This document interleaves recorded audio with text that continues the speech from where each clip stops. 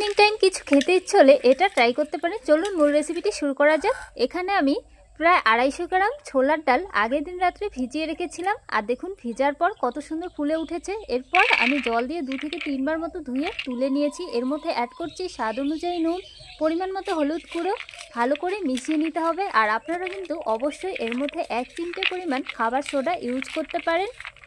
আমি ইউজ করছি না, যাই হোক একটা ছিদ্রযুক্ত পাত্রের মধ্যে এভাবে নিয়ে নিতে হবে আর একটু ছড়িয়ে দিতে হবে যেন জলটা খুব সুন্দরভাবে ঝরে যায়। এদিকে আমি ফ্রাই করার জন্য কড়াই সরষের তেল গরম করে নিয়েছি। এরপর আমি হাই আঁচে এভাবে ফ্রাই করে নিতে হবে। দেখুন কত সুন্দর, তেলে দিতেই সুন্দর ফ্রাই হয়ে যাচ্ছে।